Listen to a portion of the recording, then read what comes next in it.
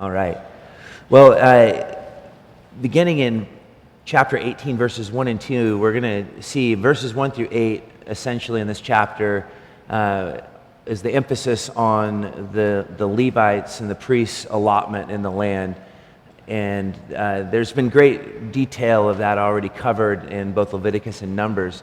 But remember, Deuteronomy's primary concern is not the minutiae of details, the legislative aspects of the law, but really the moral and theological implications, as well as a final word from Moses, really to bring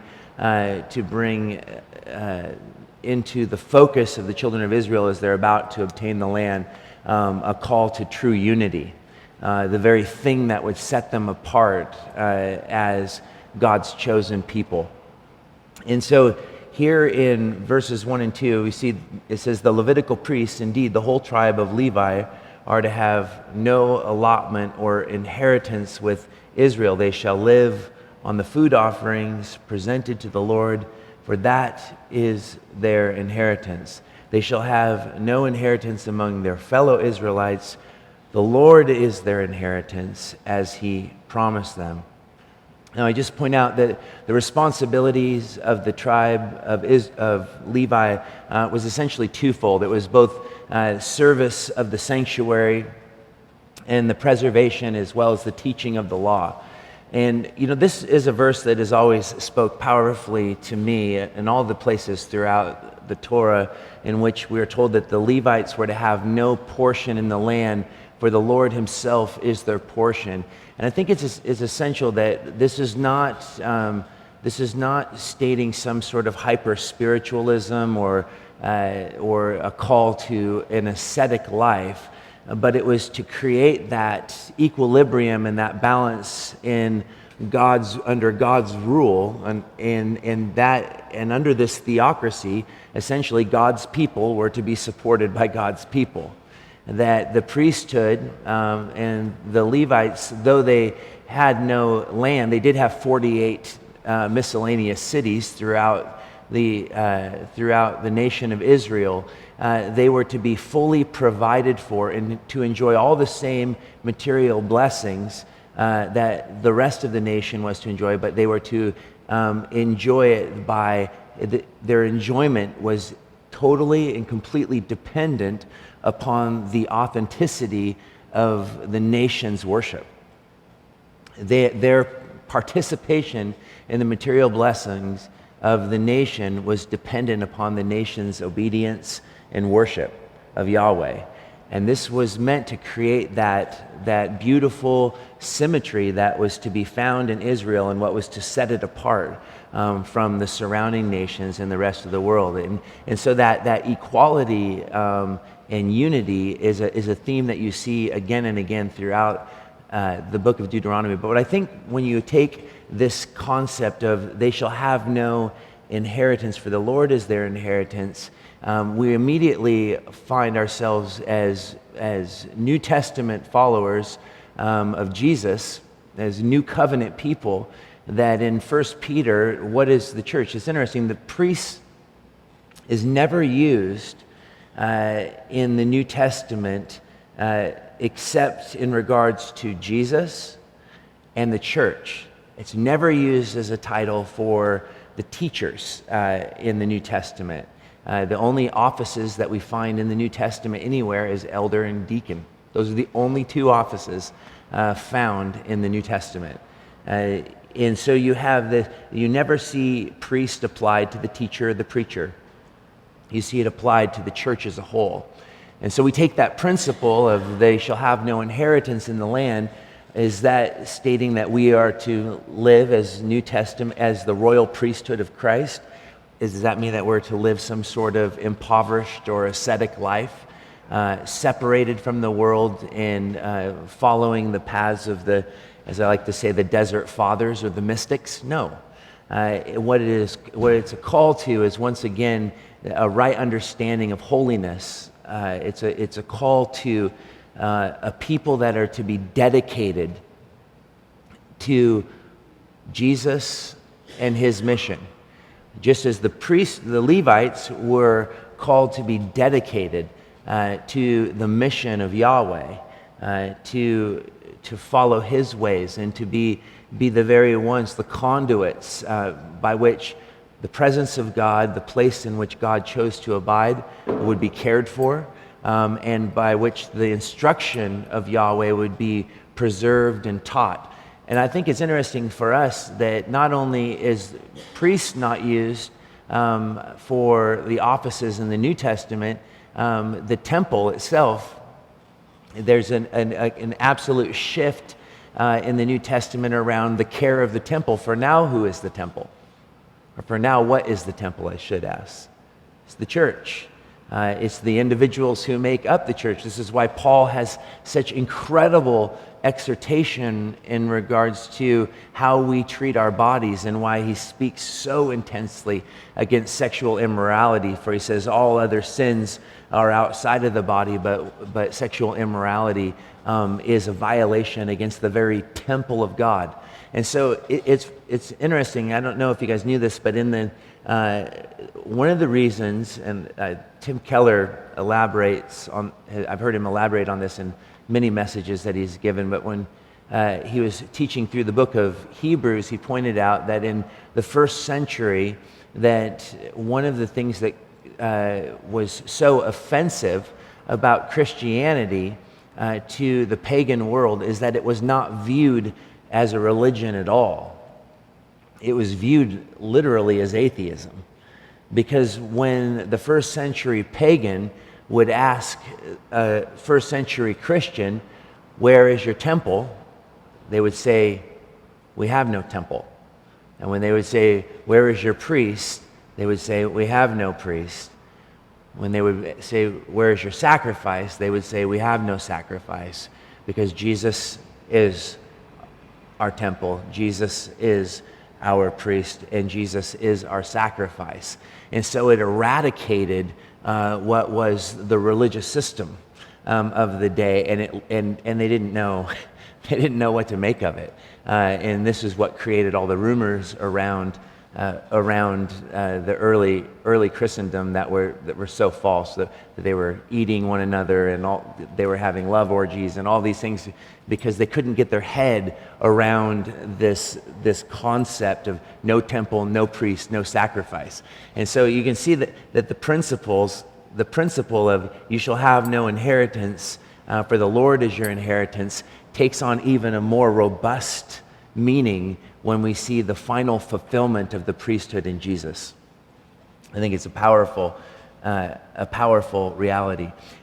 So look at verses 3 through 5, because this focuses on the benefits that were to be enjoyed by the priests. It says, "This is the share due the priest from the people who sacrifice a bull or a sheep, the shoulder, the internal organs, and the meat from the head. You are to give them the first fruits of your grain, new wine and olive oil, and the first wool from the shearing of your sheep. The Lord your God has chosen them and their descendants out of all your tribes to stand and minister in the Lord's name always." Now, if you want to see the full details, the minutiae of this commandment, you can look at Leviticus 7 and Numbers 18. But once again, this is focused on the theological and social implications of how the nation of Israel was to function, how the nation of Israel was to care for God's chosen vessels for the preservation and the teaching of the law. And notice that the priests were to literally partake of the Lord's portion. And this is what is meant when it says, "They shall have no portion, for the Lord their God is their portion." In other words, see how directly connected that the Levites, their inheritance in the land was totally and absolutely dependent upon the fullness of the people's worship. And I think that when we consider this, you look even a little bit further down, look at verses 6 through 8. It says, "If a Levite moves from one of your towns anywhere in Israel where he is living, and comes in all earnestness to the place the Lord will choose, he may minister in the name of the Lord his God like all his fellow Levites who serve there in the presence of the Lord. He is to share equally in their benefits, even though he has received money from the sale of the family possessions. This focuses on Levites who live in scattered towns who desire to come and serve in the sanctuary. But the key to understanding this little passage is really just verse 7 and verse 8, is that it's, once again, it's about the equality of the Levites to enjoy this specific benefit, the benefits of the land, which was hinged upon the authenticity of the worship of the people. And I look at this and I think that when I've had a lot of people ask over the years, and I've even had pastors. I have a really dear friend, Ryan Miller, who is a pastor of a church in Spokane, as well as I know that Francis Chan, who is a very well-known evangelical minister today. There is a movement right now to kind of away from the idea that those who administer and teach the Word of God, in other words, those who are working, or the leadership of the church, should not draw their financial support from the church. And I would argue absolutely against that idea. I don't think that you can pull that from the New Testament.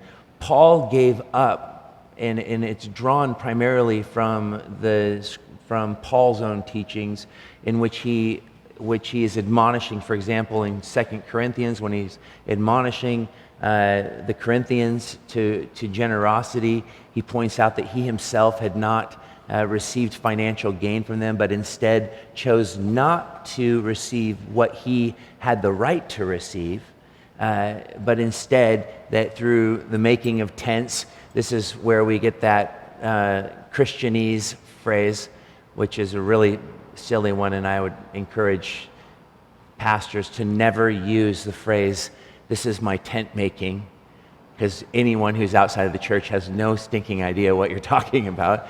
But the passages around, it's true that though the New Testament never uses priests, and I think that the Catholic Church modeled its idea of church polity or church authority, and honestly, there's many Protestant movements that have modeled church authority more after the Old Testament model. I mean, even Calvary Chapel, which I come from, they call their church government the Moses model, which just means that the senior pastor is the anointed of the Lord, and don't say anything against him because he's the final word.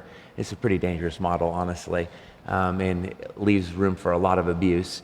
But I think you look at the Catholic Church, which modeled even the ornate structures of the churches, the history. I mean, have you ever been to Europe and gone into any of the cathedrals?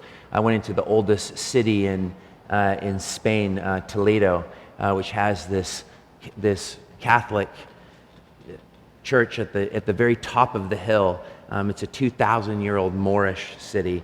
And this church, literally the interior was solid, encrusted, layered gold with so many statues that it was just bewildering, the ornateness of it. And all of those concepts in the Catholic Church were drawn from Old Testament principles. It's not even what you would see in the first 3 centuries of the church. In fact, Origen at one point talked about how the early church, how the congregations had no temple, that they gathered in homes. I mean, you could make a pretty strong argument, actually, against the elaborate beauty of, and it wasn't just the Catholic Church. It was adopted by, we're sitting in one of the more modest churches from 100 years ago. I mean, you can find Baptist churches and Presbyterian churches and congregational churches built 100 years ago that still put a tremendous amount of overemphasis, in my opinion, upon the ornate aesthetic of the space. which is derived from much of what you see in the Old Testament. So I would say that you can't apply that, but when it comes to the support of those who are administering the Word of God, I think the New Testament actually has quite a bit to say. Galatians 6:6 says, nevertheless, the one who receives instruction in the Word should share all good things with their instructor. 1 Timothy 5:17 and 18, it says, the elders who direct the affairs of the church well are worthy of double honor, especially those whose work is preaching and teaching. For the scripture says, do not muzzle an ox while it is treading out the grain. The worker deserves his wages. Again, 1 Corinthians chapter 9, verse 13 is another passage that deals with the right of those who are teaching, that they ought to be supported by the community that they're serving. And I think that it's interesting that those verses in which what Paul points out in regards to his tent-making ministry, his tent-making which supported his ministry, literally making tents, was an exception, not a rule. And I've thought a lot about this, just so you guys know. I actually, I'm not opposed, and it's fascinating that you look at my staff, even Stephen, Tim, and I would love to just take a second so you guys understand even the polity of your own church, is that I took a view, I worked for churches that had this view: pay the pastor just under what is necessary to live so that they're forced to live by faith. And so it's like pay them a wage that, the average human being could hardly, barely above minimum wage. Then they're really forced to show that they really trust Jesus. And what it did is it actually created so much stress around the ability to pay bills that it was a distraction from the ministry. And I think that there are the extremes. I think that there's, I'm reading, unfortunately, right now, the demise and the absolute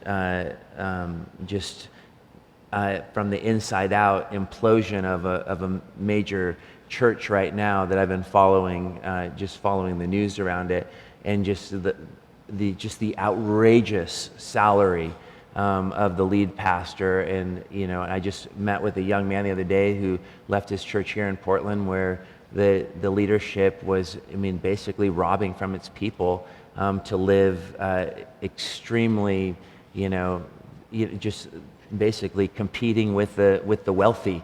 I think if you ever saw Tim or Stephen or Darcy and I drive up in a sweet, new Porsche, maybe be a little concerned. You have definitely the right to ask questions. It's not going to happen, since Tim is a nerd and will either skateboard or ride his bicycle to work, and the worst you'll see me on is my motorcycle that I get caught speeding on all the time, and that's just a midlife crisis. It's really not excess.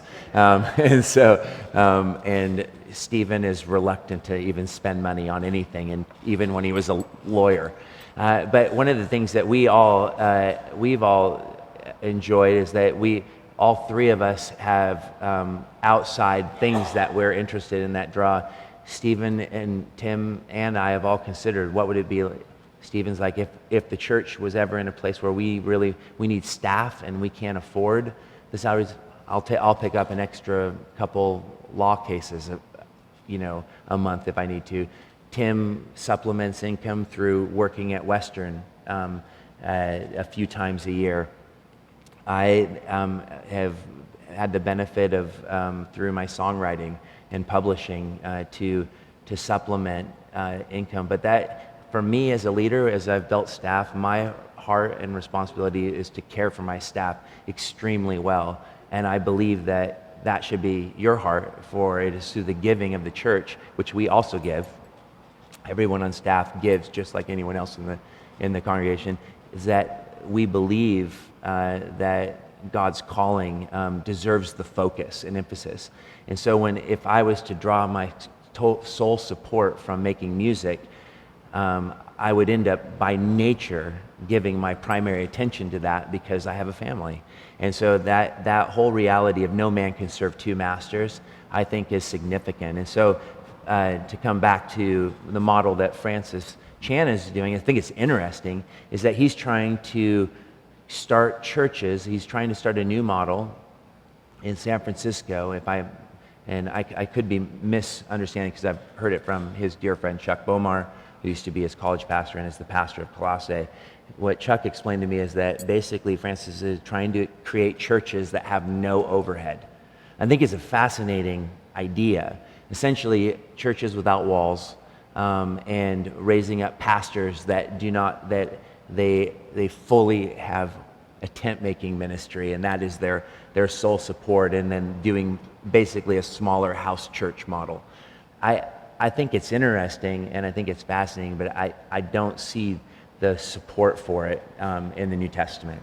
And my friend Ryan and I have huge arguments about this because he uses Paul's verse, and I'm like, well, we both use Paul to argue our position. And now I tease him, I'm like, so do you take a salary from the church now? And he's like, yes. I'm like, well, I'm not going to point out who was right then, but I think it's obvious. And he also has other things that he does on the outside. So I think it's interesting. I've had people in the church ask, how do we decide that? I think it is a responsibility of the church to care for its shepherds well.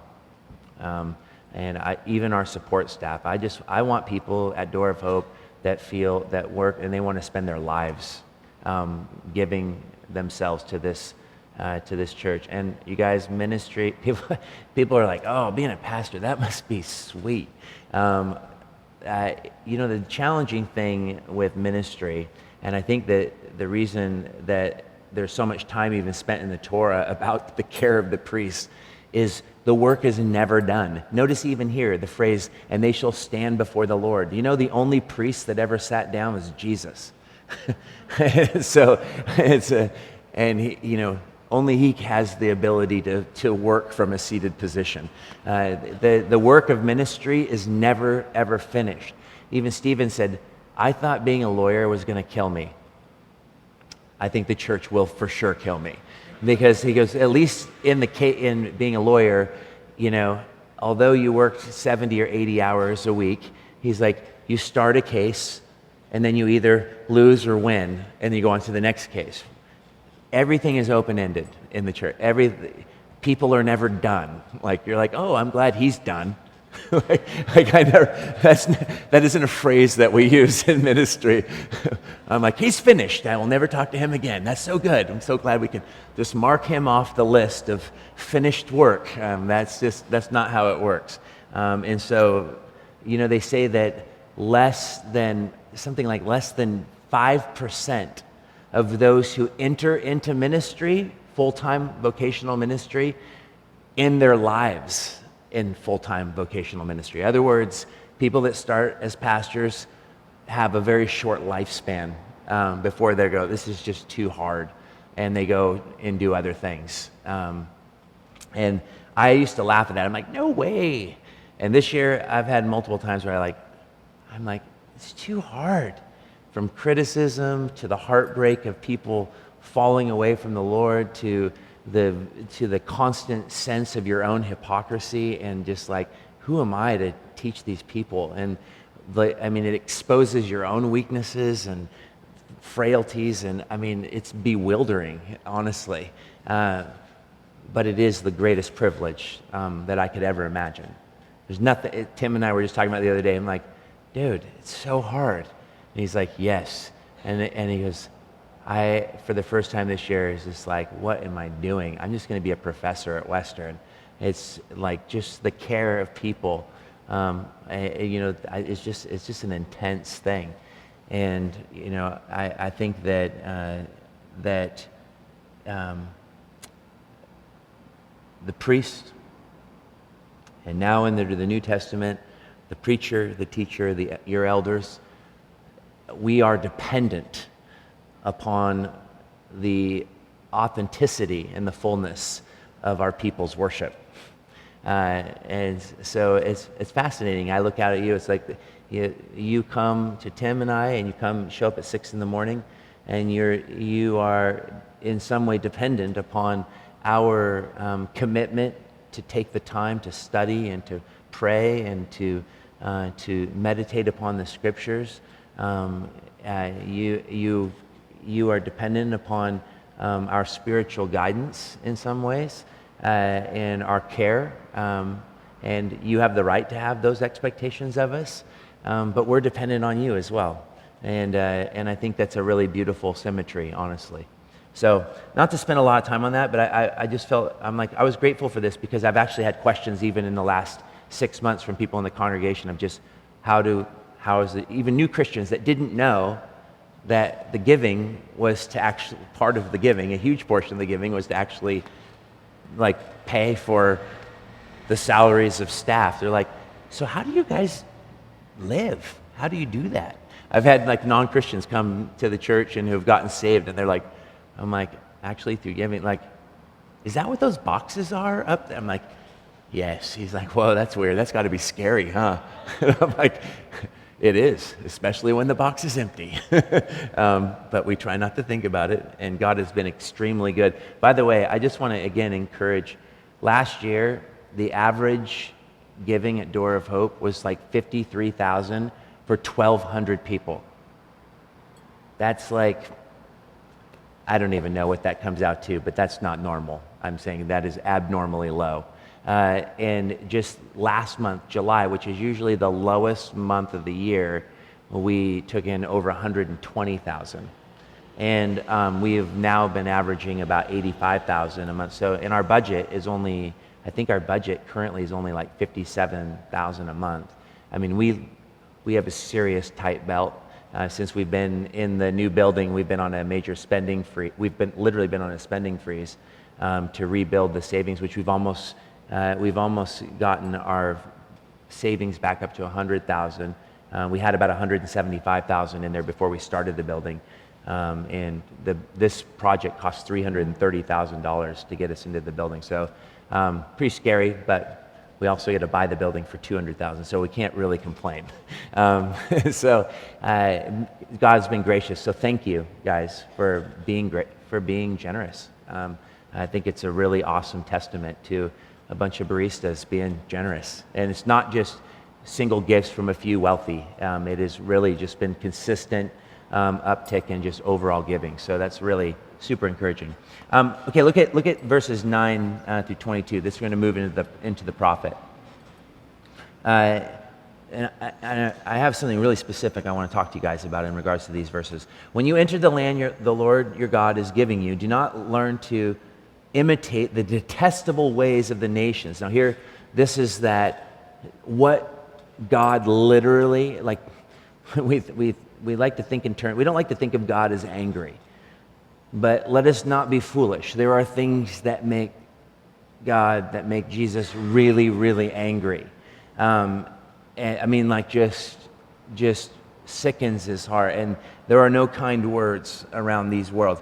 The detestable ways of the nations there. Let no one be found among you who sacrifices their sons or daughters in the fire. Let me just speak to that. The worship of Baal was often the culmination was the sacrificing of the innocent, and you can just even I've this last year I've read all the major works of the Rabbi Joshua Abraham Heschel, and just incredible. And one of the things he just talks about is when you look at the distinction between the Babylonian or the Mesopotamian gods versus Yahweh, that the gods of the lands were jealous and angry and unpredictable.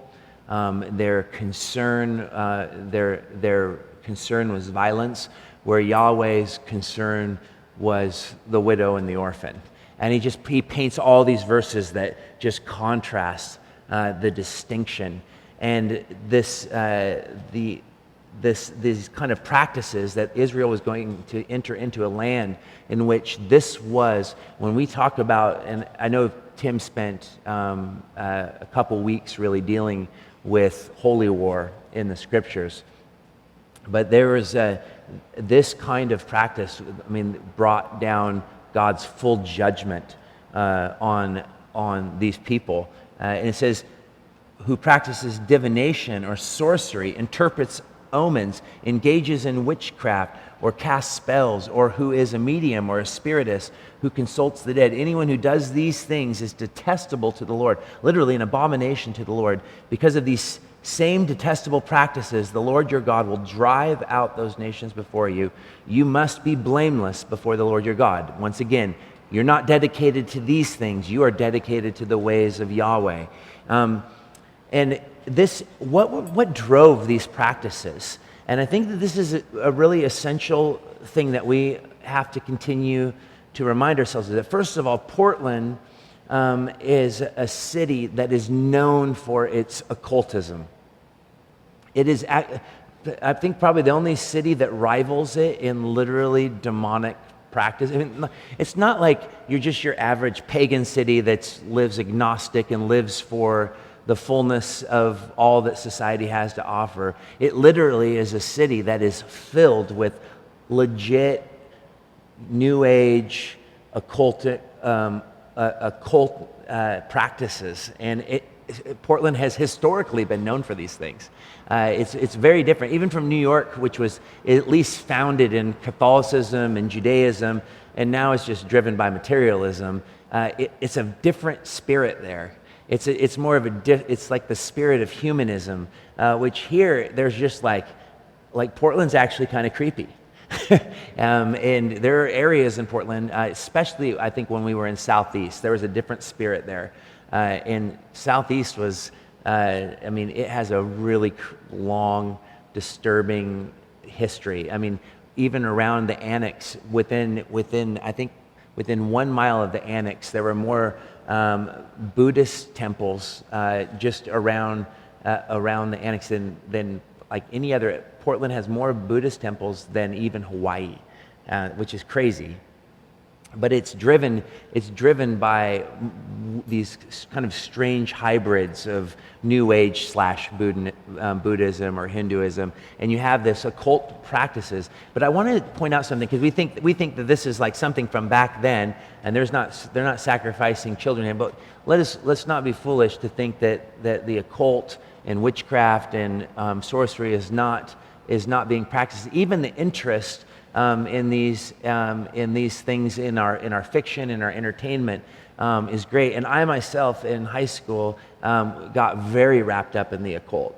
And we had a New Age gift shop in Longview, Washington, where I grew up, on Commerce Avenue, in which the town tried to push out for this woman named Paula and her lover, who had a church here in Portland. His name was Eleazar, and he literally looked like Jerry Garcia. And they were into all sorts of weird stuff, out-of-body experiences, weird orgies. All the stuff that you read about that's practiced in the Old Testament and even talked about in the New Testament. This was, 1989, 90. I'm dating myself right now, high school. But it's still happening now. Just look at all the people that still look like Jerry Garcia here and in Ashland and Eugene. It's around. But what do we have with this word sorcery, witchcraft? And I want to point this out, because this is another hot topic in the church, because this is, I think, once again, this is a call to not be defined. That there's not to be mixture in our worship. There's not to be mixture in our pursuit of Jesus. I think this is one of the dangers that I saw in the writings of Thomas Merton, who I really like. But he was constantly wedding his love of Buddhism and Eastern thought with his Christianity. And there are many people, even in our church. My wife loves Seeds of Contemplations, because I tell her she's a little hippie.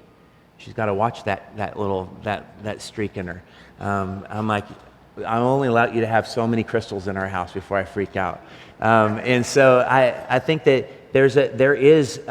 I've talked to many people in Door of Hope who I think at times blur the line of what is Orthodox Christianity with elements of the New Age and I think the dangerous sides of mysticism, which is inward contemplation rather than outward practice.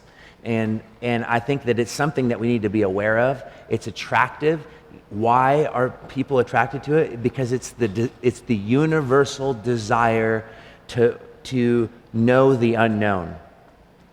Even now, as Christians, how many of you, like me, I'm absolutely intrigued. My flesh is totally intrigued in the occult, in mystery religions. But here's the difference. In the New Testament, when the word mystery is used, it means the exact opposite of what we would call cults today. Cults today, when we use the word mystery, we mean literally secret knowledge. Secret knowledge that only the top leadership have control of. And I mean, you look at Scientology, you look at Mormonism, you look at even the Jehovah's Witness, you look at Christian Science, and then you can go into different pagan practice. New Age, try to get your head around what is the actual central beliefs of New Age. You won't find it. It is so, all these things are obscure and ambiguous, and usually their adherents have no idea what even the central teachings of their faith is, because it's controlled from the top. Mystery in the New Testament always means knowledge revealed.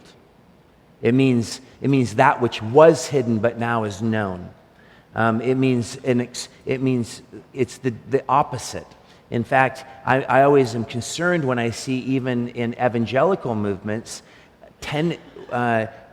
elements of occultish, or cult-like activity in which the church is holding too much knowledge and power and control from the top and keeping its people in the dark.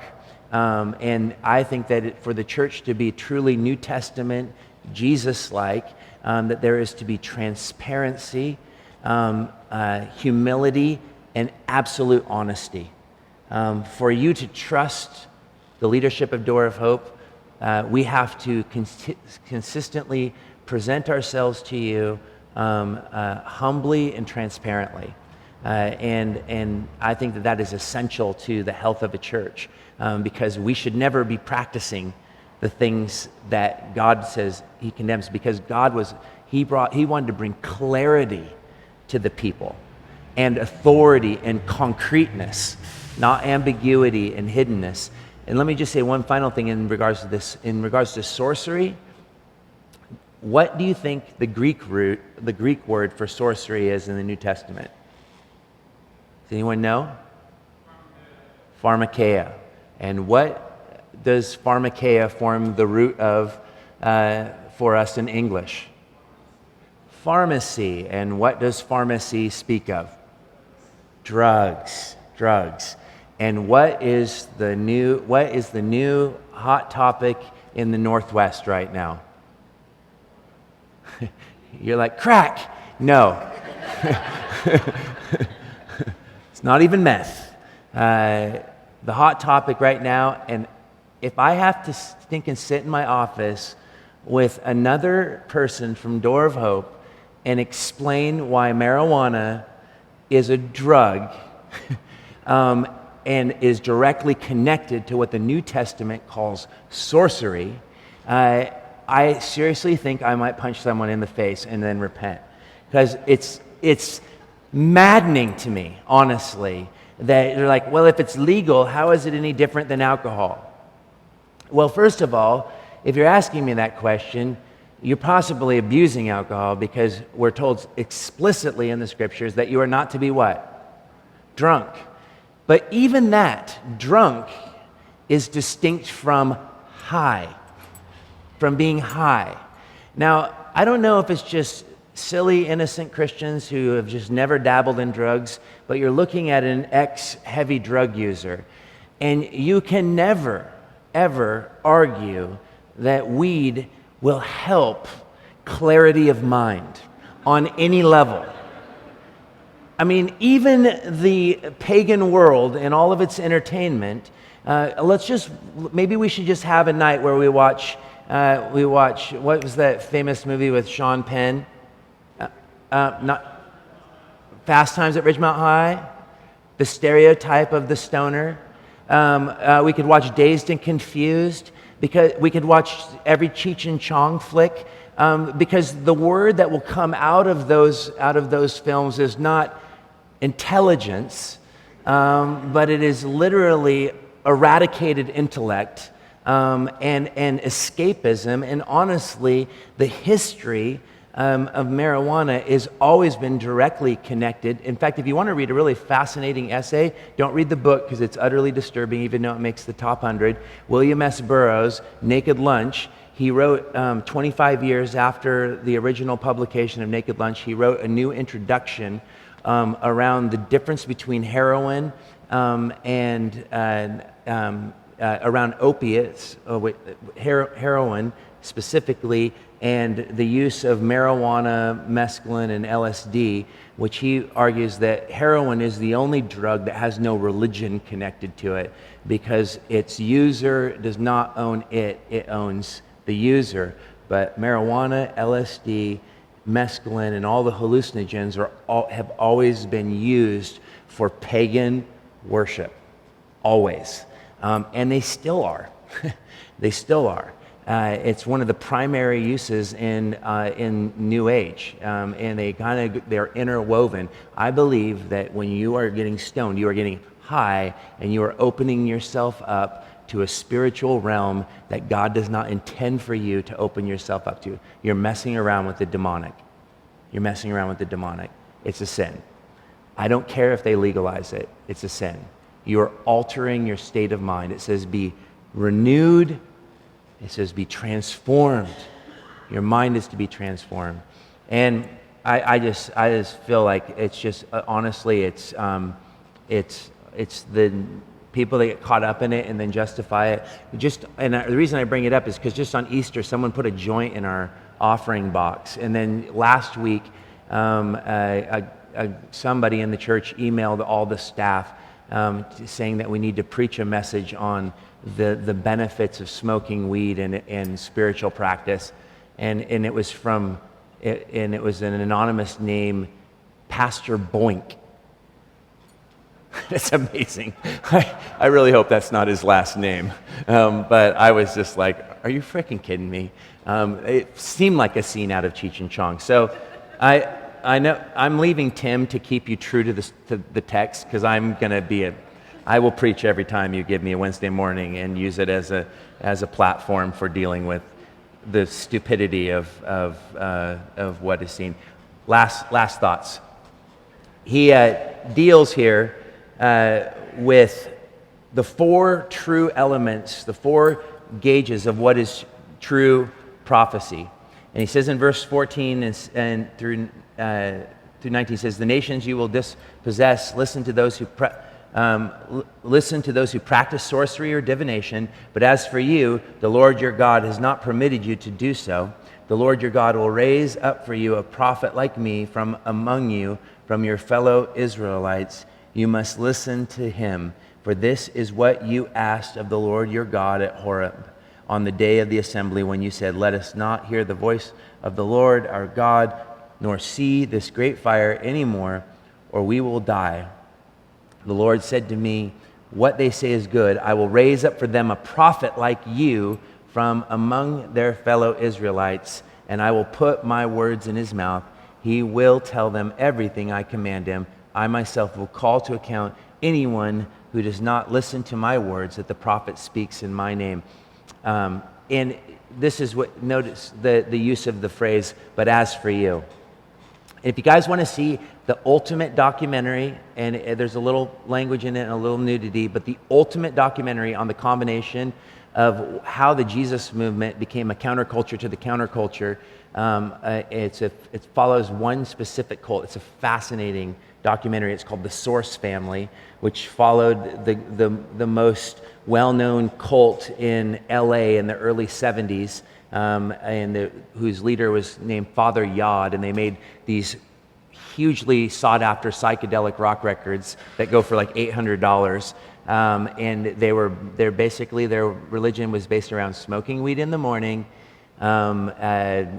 sexual divination, and meditation, and psychedelic music. And they had 300 people in their commune, and they basically shared wives, and husbands, and the main leader had like 17 wives, and it's an insane documentary for anyone interested in why did the Jesus movement actually burn their records, like where they got so crazy about like no music, complete cut off from culture. It's because everything was so wedded into this realm of drugs, rock and roll, popular culture.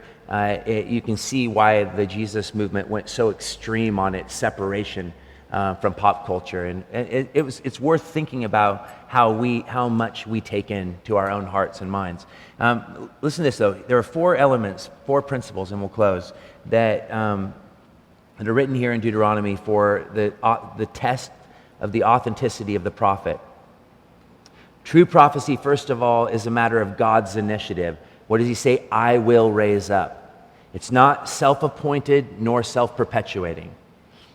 Secondly, true prophecy would follow God's model. He says, I will raise up for myself a prophet like you. That is one who has received a unique call from God, that is recognized and identified by the people. And the true prophet would speak only God's message. I would argue that prophecy I think there is a clear differentiation between the teacher, the preacher, and the prophet. I think the prophet literally is that instantaneous conduit by which God literally brings a word to his people for a particular. In today's use of the word prophet in the New Testament, I believe it is a literal, where the child of God becomes a conduit for a specific word, literally for a specific people in a specific place. You see that in the New Testament in Acts when prophecy comes, the warning of the famine to the early church, even Paul encourages the church to desire prophecy, and I think what he's saying is desire that you would be so fully given to God that he would have the ability, the Holy Spirit would have the ability to speak through you. And I think that that's a really powerful possibility for the church that is not really hoped for. And then finally, the true prophet carried God's authority. And so I think when he points out the false prophets in the close, he says, but a prophet who presumes to speak in my name anything I have not commanded, or a prophet who speaks in the name of other gods, is to be put to death. You may say to yourselves, how can we know when a message has not been spoken by the Lord? If what a prophet proclaims in the name of the Lord does not take place or come true, that is a message the Lord has not spoken. That prophet has spoken presumptuously, so do not be alarmed. And so here you have the litmus test. And what are we told in the New Testament? In the last days, there will be what? Many false prophets. And how many have we seen do damage to the name of Christ and basically drag the gospel through the mud by the false promises and proclamation. I mean, I remember one time literally listening to a clip of Benny Hinn, who is claiming that there would be a day when, and this is so bizarre and weird, that those who died, if their loved ones would take their bodies and sit them in front of a television so that they could watch TBN, they would be raised from the dead. Like, that's just like the weirdest, like I honestly don't even know what to say to that other than no. And does it make sense then that when you YouTube Benny Hinn / Star Wars, that it pulls up the most incredible clip ever of Benny Hinn's jacket being turned into a lightsaber and functioning as the Dark Lord? And so I just encourage us that we, have you seen that? It's amazing. I would show it if it wasn't so offensive to some.